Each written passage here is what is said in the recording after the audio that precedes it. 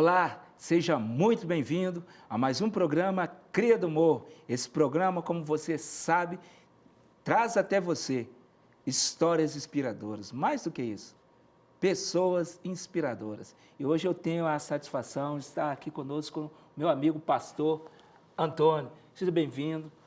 Desde já, eu quero te agradecer por ter aceitado o convite. Eu que agradeço, né, pela oportunidade de estar aqui, né, e ser, né, uma fonte inspiradora para aqueles que assistirem. Que assim seja, eu creio que será. Mas, desde já, quem é o Antônio?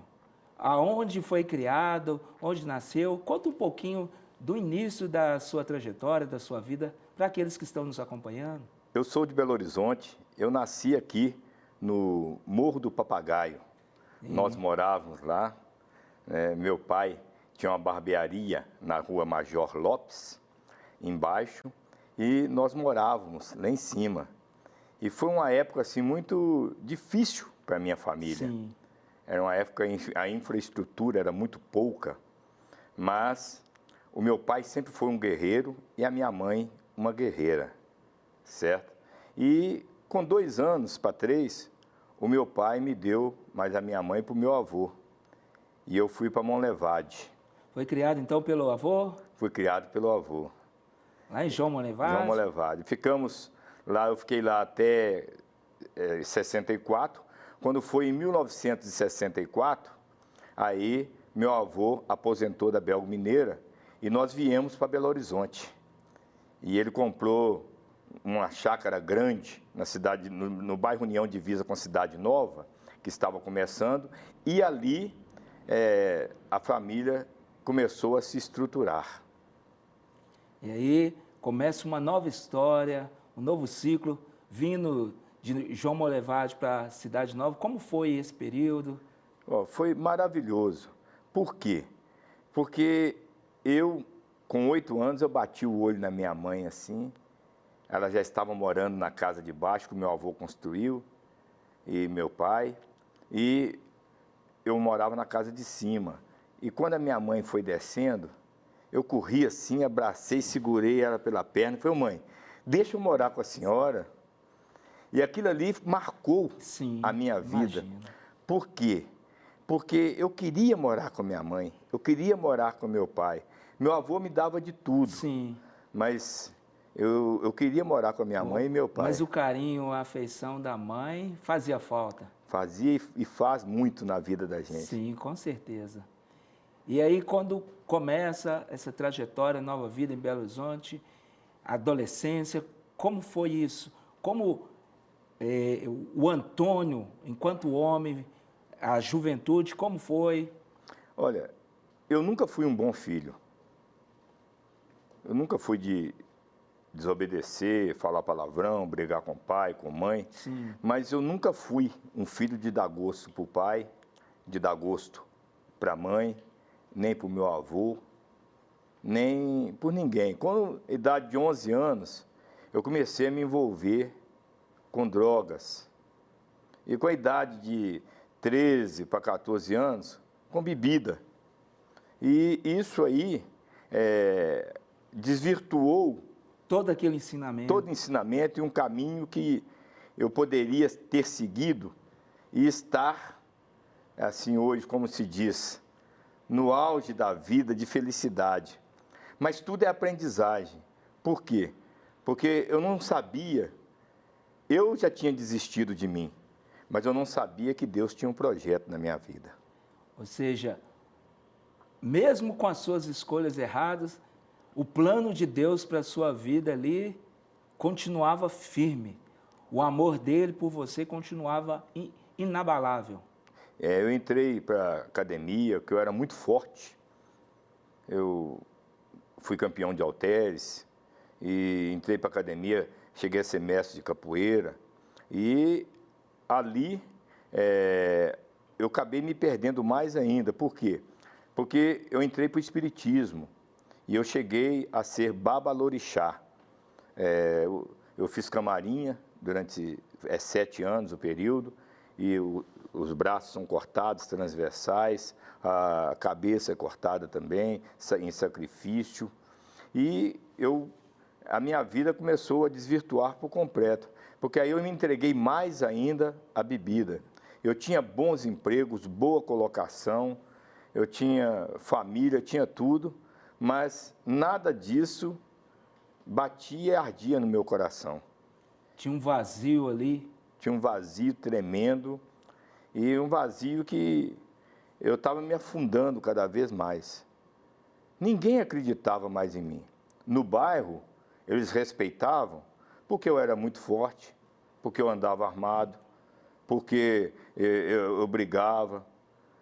O histórico meu, nos lugares que eu frequentava, era complicado. Então, muitas pessoas me olhavam e me conheciam só de vista, assim, não, que menino bom, mas não sabia realmente quem eu era. O meu pai sabia quem eu era. E até que chegou um dia que eu estava voltando de um treino, que eu estava correndo, que eu saía de casa às 6 horas da manhã, dava uma volta em volta da lagoa correndo pela Pampulha, passava no Corpo Bombeiro, eles me molhavam, eu voltava para casa. E eu estava chegando e tinha uma jovem parada na esquina e eu perguntei, nossa, que jovem bonita, onde você vai? Ela falou assim, eu estou indo para a igreja. Eu falei, eu posso ir com você? Ela falou, pode. Aí o que eu fiz? Eu peguei, corri em casa, falei, só vou tomar um banho rapidinho. Cheguei em casa, que tomar banho. Eu cheguei em casa, só botei um desodorante, troquei de roupa e subi. E nós fomos para a igreja católica, que tinha no bairro União. Quando chegou lá em cima, na igreja, nós estávamos tão envolvidos um com o outro, que a porta estava fechada. E eu não vi. Sim. E essa jovem veio a ser minha esposa. Eu namorei uma semana, fiquei noivo na outra, botei o papel para correr e casei. E esse ano nós fizemos 45 anos de casado. Que bênção.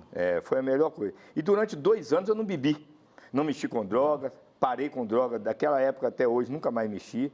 Parei com droga, parei com tudo. Mas depois de 2 anos, eu voltei com as turmas a envolver. E foi 5 anos de sofrimento para ela. 5 anos terríveis que a minha esposa passou. Eu ia para o centro espírita, chegava em casa, ela estava de joelho orando para mim. Eu ia jogar sinuca, chegava em casa 3, 4 horas da manhã, eu chegava, ela arrumava meu chinelo, a toalha, os negócios tudo. Eu ia deitar, no outro dia ela me chamava cedo para tomar banho, porque não morava, não tinha chuveiro. Era um balde que você esquentava a água, esquentava, abria por baixo e a água descia. E eu ali, assim, ela começou a sofrer. E eu chegava em casa, preparava as comidas, né, para os orixás, negócio tudo, e ela orando por mim. Eu ia para as rodas de capoeira, ela orando por mim. Eu ia para a academia, ela orando por mim. 5 anos assim. E depois de 5 anos, eu tomei uma decisão.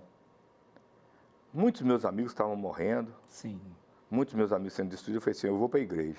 Mas não vou para a igreja aqui do bairro, não. A igreja do bairro só tem fofoqueiro. Era porque, por vergonha do povo, né? E eu falei, eles não vê você? Eles não vê. Eu falei, só tem fofoqueiro. Eu vou para a igreja grande, que ninguém me conhece e tal. Vou chegar.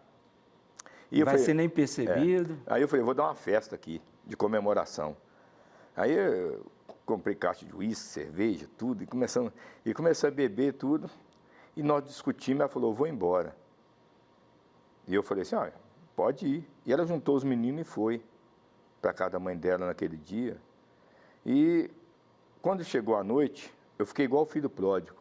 E caindo em si, eu vi que o bem mais precioso da minha vida estava indo embora. Bem mais precioso. Já era o agir de Deus ali, né? Já era o agir de Deus. E eu cheguei na igreja, peguei a Bíblia, enfiei a Bíblia atrás da jaqueta, eu tinha uma jaqueta de couro preto. Assim, passei na rua, todo mundo, ô Toninho, vem cá. Antes, eles me conheciam no bairro. Sabe onde é que mora o Toninho aqui? Um forte, mexe com capoeira e tal, assim. Hoje, sabe onde é que mora o Antônio aqui? Pastor. A diferença. Mudou, né? Mudou. Literalmente da água pro vinho. Aí quando eu cheguei na porta da igreja, eu entrei, aí levantou 50 de um lado, 50 do outro. Era a igreja que eu falei que eu não ia. Porque eu fui beber no bar em frente, aí o pessoal está assim, um dia eu entrei nessa igreja, o pastor foi falar de Deus, eu falei, devo uma. E tá rindo, todo mundo rindo. Zombando. Aí eu falei, vou na casa da minha mãe. E fui subir na rua, quando eu abri os olhos, eu estava diante do altar. Aí levantou 50 de um lado, mais de 50 do outro, que a igreja tinha quase 400 membros, lotada. Aí eu peguei, senta aí, senta aí, senta aí. Aí no meio do culto, o pastor, eu sei de toda a sua história. Eu sei de tudo que está acontecendo com você. Aí acabou o culto, eu fui lá e falei, o que eu faço? Ele falou, jejua 7 dias que sua esposa volta. Aí eu peguei e falei, mas como que eu vou fazer isso? Ele explicou. E eu jejuei. E resumindo, com 7 dias, nós estávamos juntos novamente. Glória a Deus. Então, aquilo que a direção que o pastor te passou, você colocou em prática, e aí quando ela volta, como que a vida continuou? Mudou? O Toninho mudou? Foi mudando e estou mudando até hoje, porque ser cristão não é fácil. É uma caminhada De renúncia. até a eternidade, né? Até a eternidade. É uma Estamos caminhada num processo, de renúncia. né? O Salomão vai falar para nós que a luz do justo é como a luz da aurora, né? Que vai brilhando mais e mais até ser dia perfeito, né? E eu que era acostumado assim, aí eu notei uma coisa, foi, sumiu o revólver, era ela, porque teve um dia que nós discutimos, eu atirei no povo no meio da rua. Então era assim minha vida. Aí, de repente, eu comprava 5 litros de cachaça em Pinhões. Na sexta, quando era na segunda, não tinha nada. Nunca caí na rua, Sim. nunca fui assim. Mas eu misturava tudo e, de repente, eu aceito Jesus como Senhor e Salvador da minha vida. Nunca mais eu pus cachaça na boca. Mas eu continuei bebendo cerveja, uísque e fumando. Aí um dia eu estava lá e um irmão chegou, eu trabalhando, construindo a igreja, ajudando lá. Falei com ela, acho que eu vou largar a igreja porque eu não consigo parar de fumar nem beber. Estava tendo dificuldade de se libertar e achou que, de repente, o melhor caminho era abandonar. Aí ele falou assim, olha, continua porque Deus quer você do jeito que você é. E quem faz a obra é o Espírito Santo. Olha Aí, Deus. foi a primeira vez que eu ouvi a voz de Deus. Eu fui orar, e quando eu estava orando, Deus falou assim comigo. Tão certo como eu estou ouvindo sua voz aqui, Deus vira e falou assim comigo. Eu falei, Deus, por que eu parei de beber cachaça, eu continuo bebendo cerveja e uísque? Deus falou, o mais fácil você tem que tirar da sua vida. O mais difícil eu te libertei. E eu falei, então, eu tenho que esforçar? Deus falou, você tem que ser violento com você, para algumas coisas saírem da sua vida. E nesse instante ali, eu senti a graça de Deus. E eu estava perto de batizar. No dia 1º de janeiro de 1988, no batismo, eu tinha lá em casa aquele cigarro Samoritz, 5 pacotes assim, guardados numa. Eu acabei de batizar, Deus falou, a partir de hoje você não precisa mais colocar cigarro na boca. Nunca mais eu pus cigarro Glória na boca. a Deus, uma libertação. Uma libertação por completo.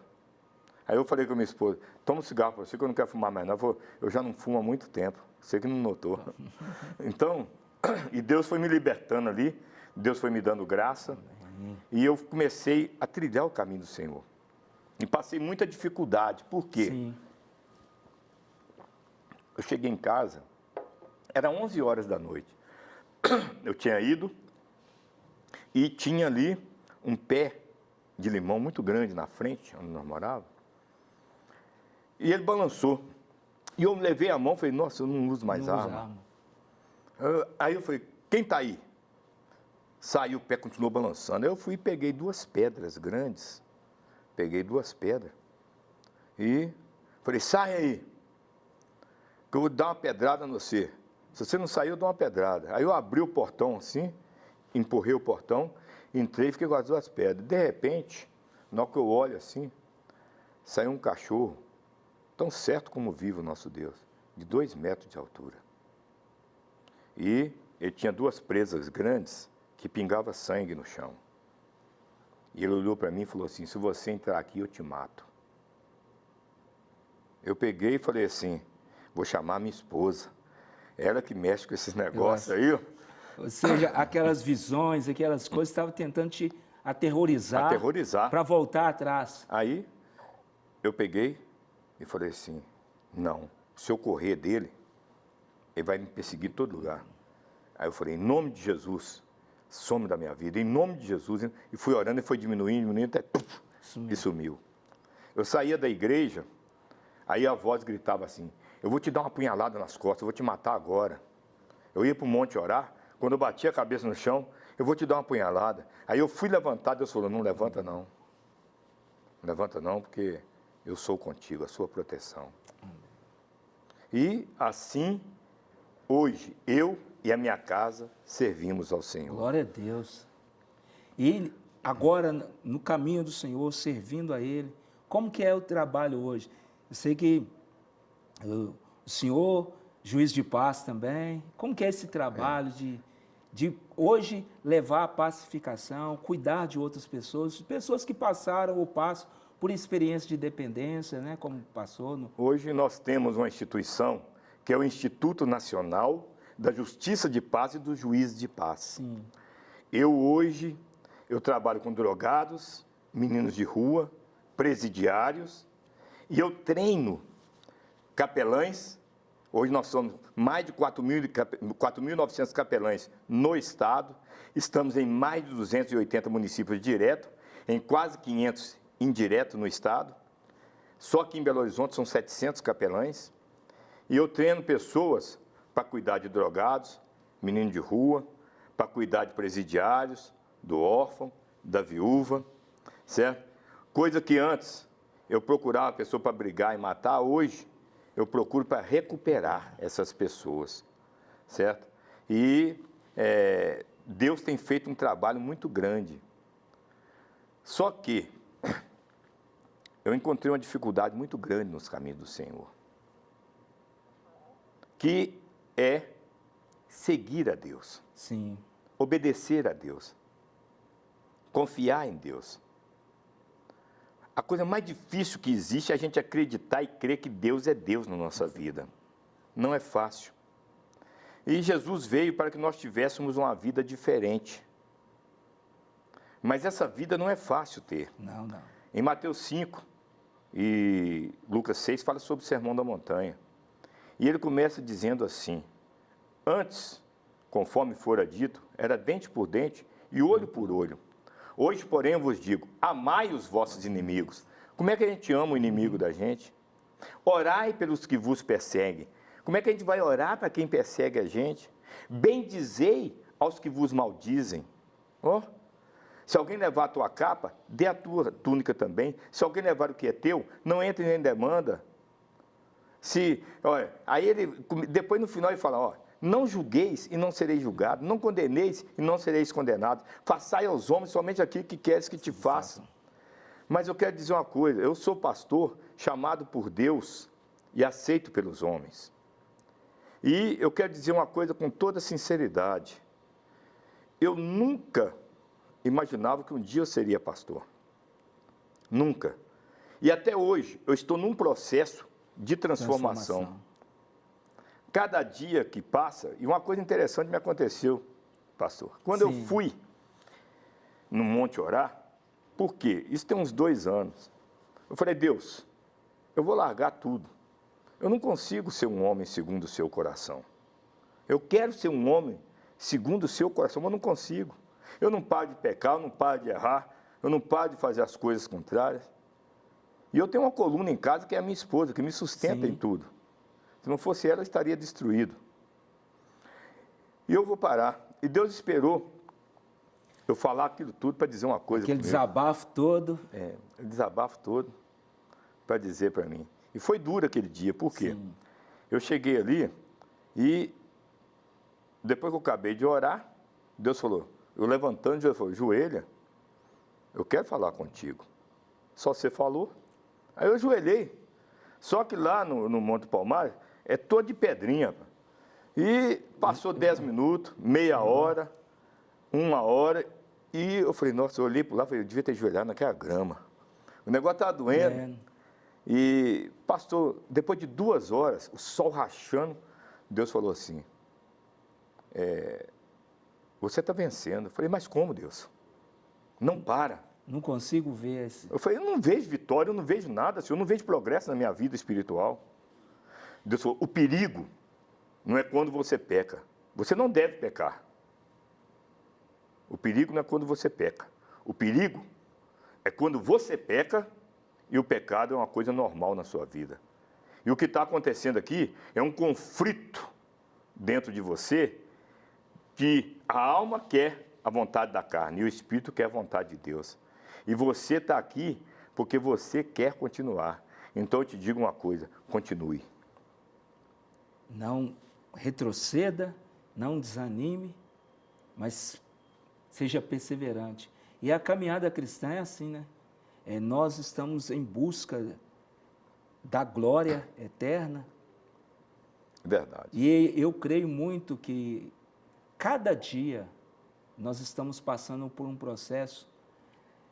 Há quem diga que hoje nós temos que ser melhor do que ontem e pior do que amanhã.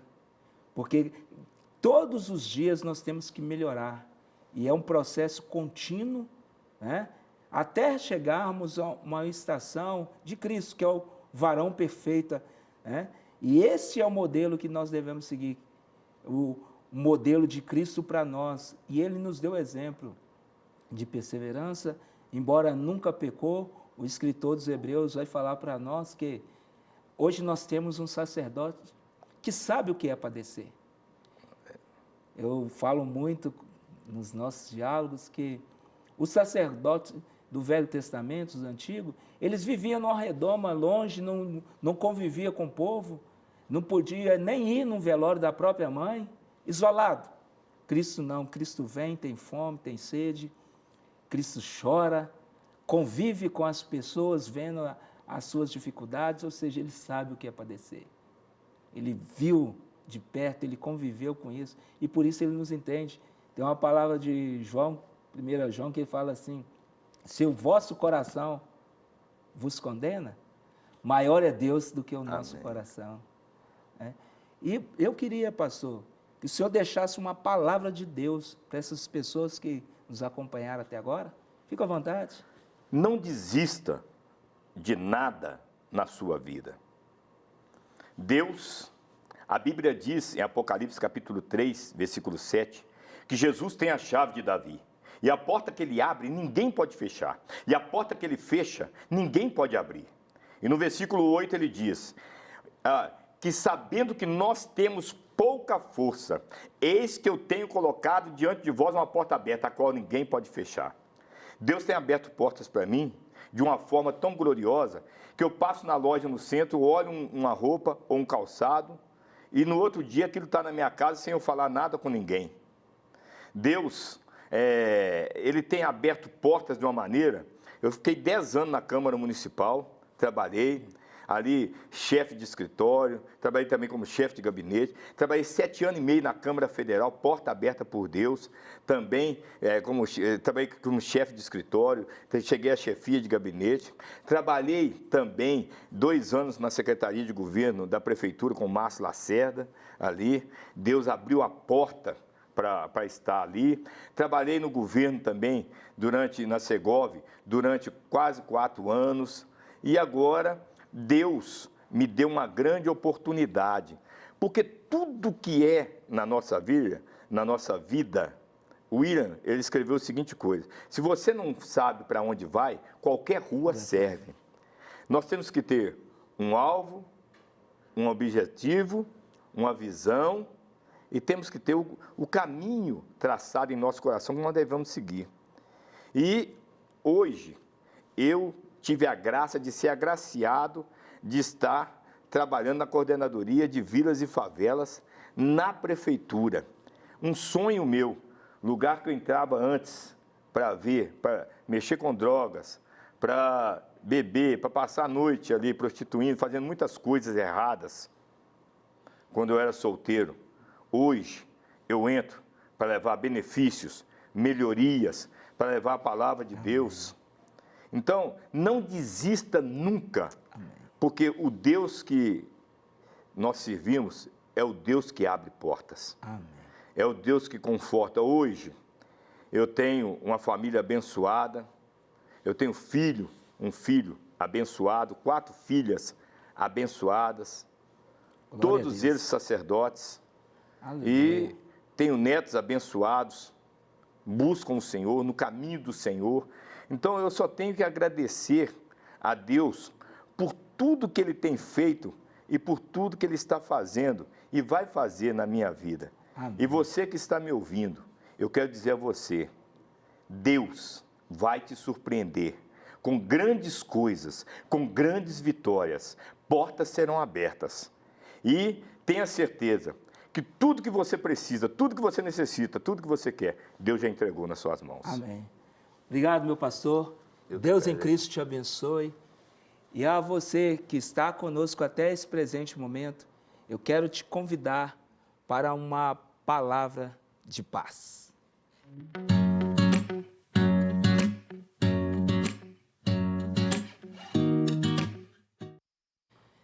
Desde já, eu quero te agradecer por ter estado conosco, que você ouviu o que foi dito. E a palavra de Deus diz para nós, em Romanos, capítulo 12, versículo de número 8, que enquanto estiverem em vós, tende paz com todos. Depende de você escolher uma vida de paz, uma vida de tranquilidade. Por isso, no que depende de você, tenha paz. Viva a paz que excede todo o entendimento. Que Deus em Cristo te abençoe. Forte abraço.